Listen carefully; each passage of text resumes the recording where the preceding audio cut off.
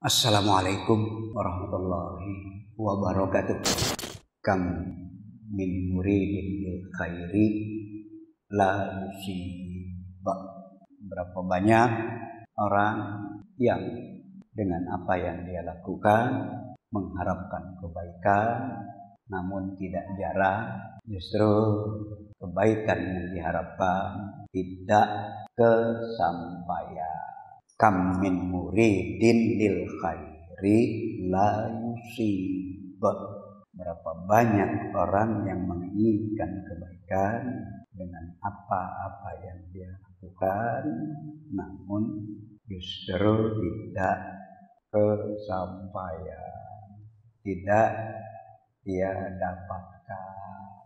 Mudah-mudahan orang dengan apa yang dia kerjakan, dengan apa yang dia lakukan, dengan apa yang dia geluti, baik sangka kita, tidak ada yang menginginkan keburukan.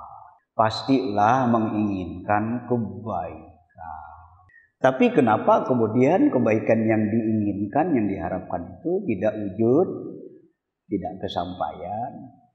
Nah, disinilah ya mari kita dudukkan secara syar'i, sejalan dengan hukum-hukum syar'i, sejalan dengan hukum-hukum Allah, agar kita dapatkan kejelasan, agar kita dapatkan kepastian. Karena mana yang menjadi tolok ukur baik buruk, benar salah, bernilai dan atau tidak bernilai, ditentukan dan harus dikembalikan kepada hukum Allah dan Rasulnya tentu saja. Niat baik, yes. Niat baik, ya. Memang tidak bisa tidak. Ya, kalau sudah niatnya tidak baik, iya, ya tentu tidak akan dapat kebaikan. Niatnya saja tidak baik. Tapi kemudian niat baik, bagaimana menempatkan niat baik itu? Bagaimana merealisasikan niat baik itu? Nah, ini persoalan tersendiri. Niat baik harus ditempatkan di tempat yang baik pula. Niat benar harus ditempatkan di tempat yang benar pula.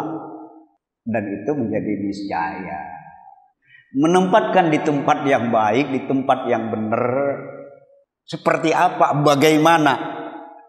Ini lagi kan yang kemudian juga harus kita cari tahu jawabannya. A'udzubillahi minasyaitonir rajim. Inil hukmu illa lillah. Amara alla ta'budu illa iya. Yusuf, surah Yusuf maksud saya, surah 12 ayat 40. Penggalan ayat, tidak utuh satu ayat, tapi sama sekali tidak merubah, tidak merusak arti dari keseluruhan ayat. Inil hukmu illa lillah. Sesungguhnya hukum itu hanya hukum Allah, hanya milik Allah, hanya untuk Allah, hanya kalau benar-benar mentaati Allah. Mentaati Allah, bagaimana Allah dengan hukum-hukumnya. Bukan mentaati Allah kalau menyalahi hukum-hukumnya. Kan itu. Amara alla ta'budu illa iya. Allah tidak memerintahkan. Allah tidak memerintahkan kepada manusia untuk menghamba, untuk beribadah, kecuali hanya kepadanya. Zalikad dinul qayyim. Zalikad dinul qayyim. Itulah agama yang lurus. Walakinna aktsaron nasi la ya'lamu. Akan tetapi kebanyakan manusia tidak mengetahuinya. Tidak mengetahui dengan tidak mau mengetahui beda ya. Tidak mengetahui salah, tidak mau mengetahui lebih salah. Kalau begitu, memang tahu itu, memang mengetahui itu keniscayaan. Mengetahui apa? Mengetahui baik, buruk, benar, salah, hak, batil. Kalau sudah disebut niscaya, artinya apa? Tidak bisa ditawar-tawarkan. Tidak bisa ditawar-tawarkan. Mau menghindar manusia dari keniscayaan seperti ini, mau menghindar manusia dari keniscayaan ini, ya tidak ada jalan. Tidak ada jalan. Manusia diberi akal kok, diberi kemampuan berpikir kok. Tanpa ayat ini, akal kita pun sudah akan mengatakan, ya orang untuk tahu mana yang bagus, mana yang tidak bagus, mana yang layak, mana yang tidak layak. Dia harus mau berpikir dong, ya kan? Terlebih-lebih untuk bagaimana menjalani hidup ini, bagaimana menapaki hidup ini, agar kita tertunjuki senantiasa, agar kita terbimbing senantiasa ke arah kebaikan, ke arah kebenaran. Sebab terlalu banyak arah, apalagi harus saya sebut ya, gangguan kiri kanan, di muka di belakang. Ini arah yang benar nih yang mana nih? Ini jalan yang mesti kita lewati ini yang mana nih? Bukankah terlalu banyak di dalam kehidupan ini yang kita dapatkan begitu kita menapaki hidup ini? Bisa dipastikan begitu tanpa bimbingan, tanpa petunjuk yang jelas, kita akan sangat-sangat berpotensi untuk kemudian tidak bisa menyelamatkan diri kita. Nah, sehingga Allah mengatakan sebagaimana firman yang tadi sudah kita bacakan, bahwasanya hukum itu hanya hukum Allah, bahwasanya aturan itu hanya aturan Allah, bahwasanya kemudian ketundukan itu untuk Allah, kepada Allah, dan itulah agama yang lurus. Tapi sayang banyak manusia yang tidak mengetahui. Majelis yang dimuliakan oleh Allah, ada 2 poin yang harus kita pastikan. Poin penting di ayat ini ya, poin penting di ayat ini. Memang kadang karena ayat tidak utuh, orang cepat-cepat, wih, yang Ustaz baca ternyata tidak ada di ayat, dilihat awalnya memang, dilihat awalnya. Tapi kadang ayat itu di tengah, kadang ayat itu di bagian akhir. Tidak apa-apa kalau begitu, saya ikhlaskan baca utuh ya. Ma ta'buduna min dunihi illa asma'an samaitumuha antum wa aba'ukum ma anzalallahu biha min sultan. Baru inil hukmu illa lillah. Amara alla ta'budu illa iyyah. Dzalikat dinul qayyim walakinna aktsaran nasi la ya'lamun. Memang beberapa poin di ayat ini yang merupakan ya ajaran yang benar-benar mesti kita memahaminya untuk kemudian kita jadikan ya patokan di dalam kita menjalani kehidupan. Tapi paling tidak dua inilah yang bagian akhir yang ingin kita lebih pahamkan. Yang pertama terkait dengan keyakinan, terkait dengan iman, terkait dengan akidah. Yang pertama, di mana itu? Inil hukmu illa lillah. Pastikan dan yakini hukum itu hanya hukum Allah. Yang benar, yang menyelamatkan, yang akan memberikan kebaikan, yang akan membahagiakan, yang akan menyelamatkan. Yakini itu. Keimanan kan? Keyakinan kan? Begitu tidak meyakini kebenaran ayat ini, begitu orang masih melihat ada hukum selain hukum Allah yang juga merupakan kebenaran. Ada hukum selain hukum Allah yang mesti ditepati. Maka pada saat itu dia bukan mukmin. Bahasa lain, dia bukan ahlu tauhid. Dia bukan muwahhid.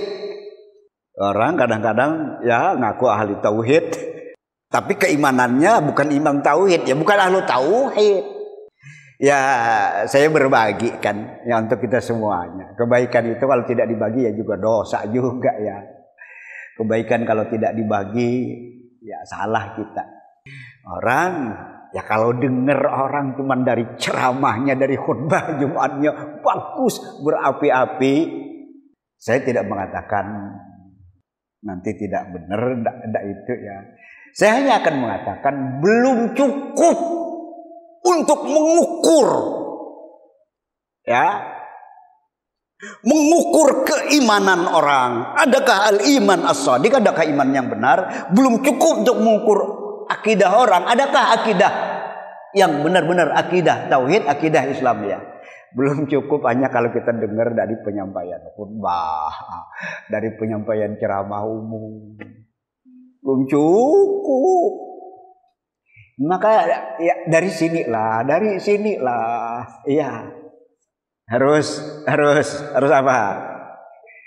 Demi Allah tidak ada maksud apa-apa. Demi Allah tidak ada maksud apa-apa. Demi Allah bukan merasa paling bagus, paling benar sendiri. Jauh dari itu. Harus memang teliti, punya teliti, cari tahu dan cari tahu, saring dan saring. Itu bagus tuh lah. Ustaz itu bagus. Ya teliti dulu lah, saring dulu lah, cari tahu dulu lah. Gimana akidahnya? Jangan terlalu mudah memberi ruang, jangan terlalu mudah. Umum saja saya bicara. Karena begitu nanti ikut memberi syubhah, memberi celupan, memberi warna, kalau sudah masuk ke wilayah yang memang menentukan benar iman atau tidak, akan berbahaya. Itu ya. Makanya ya saya itu kadang berpesan begini kepada dai-dai yang ya punya semangat tapi belum didukung oleh ya ilmu yang relatif memadai. Jangan berbicara wilayah yang kalian belum membidanginya. Wilayah yang umum-umum sajalah. Bicara akhlak, bicara etos kerja. Tapi kalau sudah bicara nanti akidah, bicara hukum dalam pengertian yang lebih detail, yang lebih mendalam, menghendaki adanya kepahaman yang juga memang mendalam, wawasan yang memang relatif. Poin yang keduanya tadi poin pertama terkait akidah, terkait iman. Inil hukmu illa lillah. Imani hukum itu hanya hak Allah, hak prerogatif Allah untuk membuatnya. Dan kemudian hanya hukum Allah yang justru wajib untuk dijalankan. Pertama, yang keduanya amara alla ta'budu illa iya. Allah menginginkan, memerintahkan kita hanya menghamba kepada Allah. Ibadahnya pertama akidah, yang kedua ibadah. Tidak bisa memang dipisahkan. Tidak bisa memang dipisahkan. Ibadah hanya dalam rangka mentaati Allah. Dan ibadah hanya bagaimana Allah mengatur, menata, menghendakinya. Bukan kehendak kita, bukan tataan kita, bukan aturan kita. Nah, keluar dari ini, keluar dari ketentuan ini ketentuan Allah, biar bagaimanapun tidak akan bernilai ibadah. Tidak akan bernilai ibadah. Niat ibadah, loh Allah kok tidak ngatur begitu kok. Niat ibadah Rasulullah tidak pernah memerintah kok. Bisa ditangkap gak ya? Bisa ya? Ya saya tidak ingin juga pasif nih. Nah, komunikatif tidak ingin juga. Saya itu senang ya kalau kemudian nyambung, kalau kemudian bisa ditangkap, tapi tidak berarti harus diterima apa yang saya sampaikan. Tidak itu yang saya maksudkan. Ya, saya justru ya, kalau kemudian kritik, kalau kemudian menyampaikan ketidaksepahaman, welcome juga. Ya mari ya, nanti ya kemukakan alasan-alasan yang memang diyakini nanti kebenarannya. Ya, jadi gitu memang cara kita cara kita meyakini kebenaran itu. Kalau kebenaran itu memang kebenaran, kalau yang kita pegangi itu ya memang beralasan. Ya itu cara kita ya memang memahami al-Islam. Ya, jangan kemudian ya sepihak tidak mau mendengar alasan orang lain. Pokoknya pendirian sendiri yang selalu dipertahankan. Ya, dengar dulu alasan orang lain. Dengar juga pendapat orang lain. Karena saya harus memastikan kebenaran itu tidak bisa ditukar dengan kebatilan.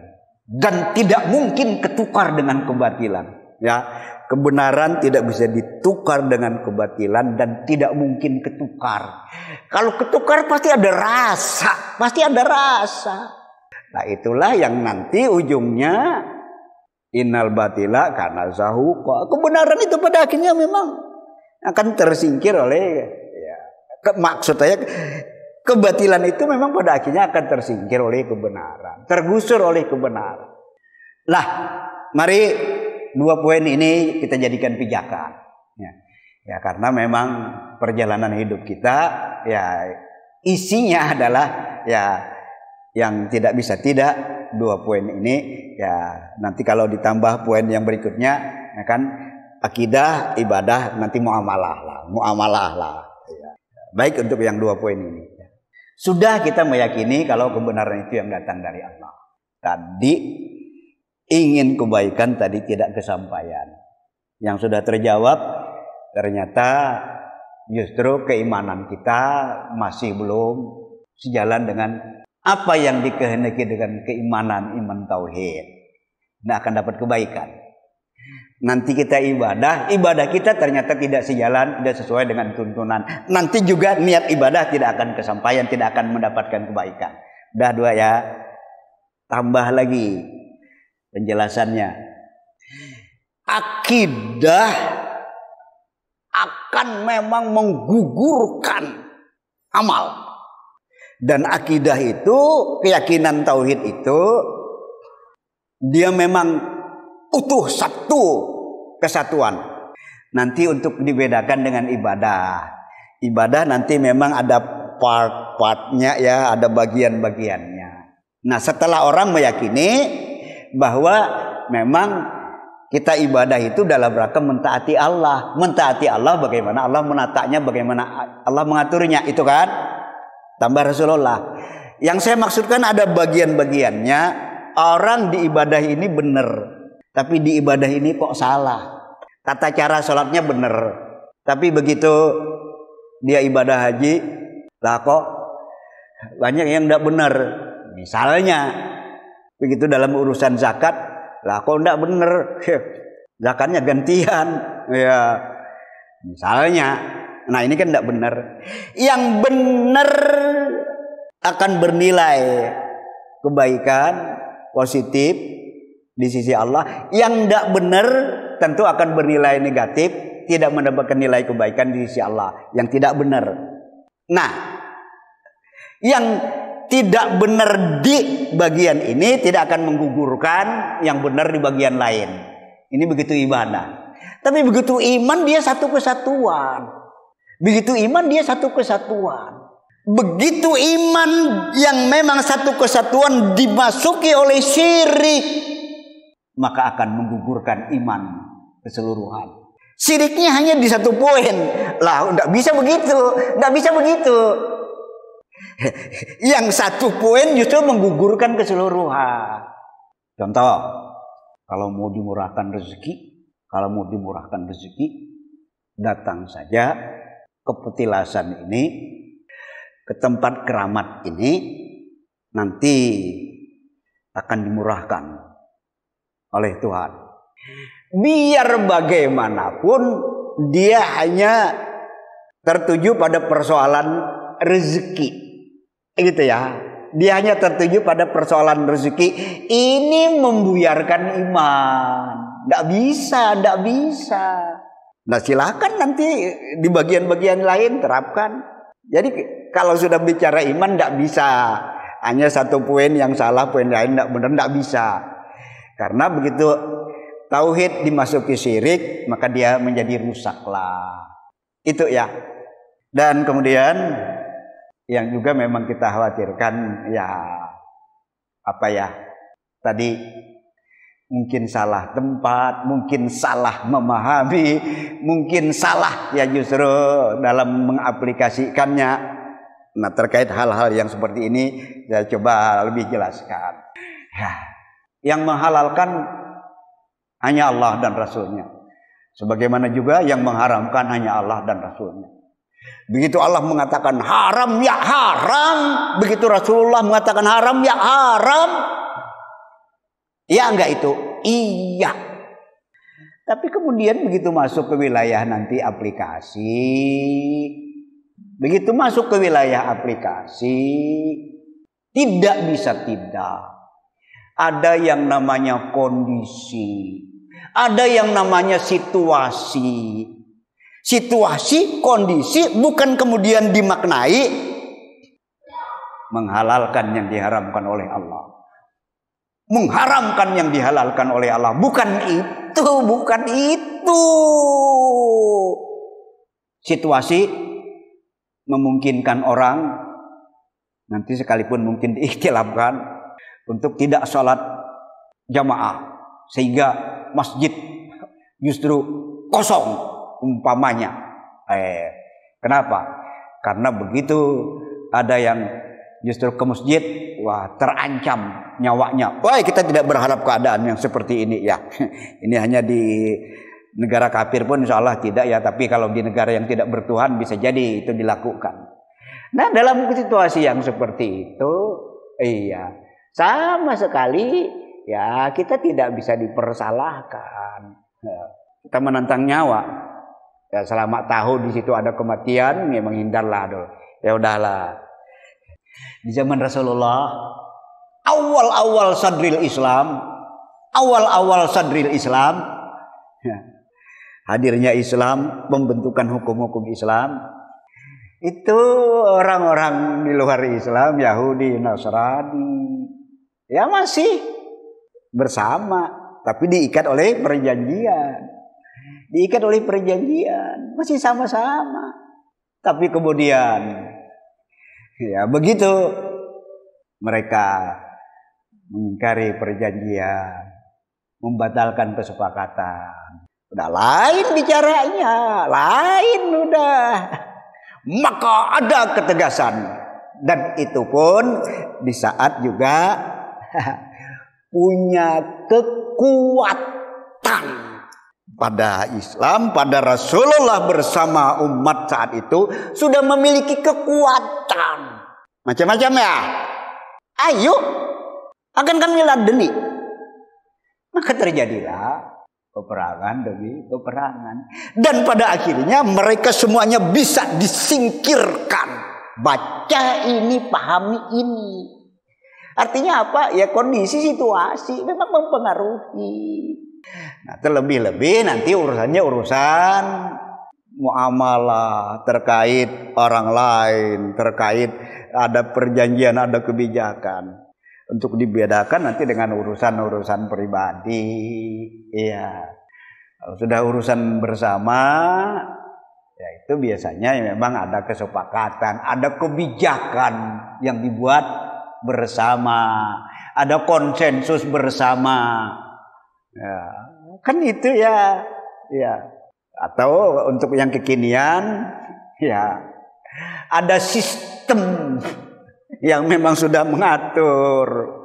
Terlepas dari sistem itu, hanya separuhnya yang justru pro Islam, separuhnya tidak pro.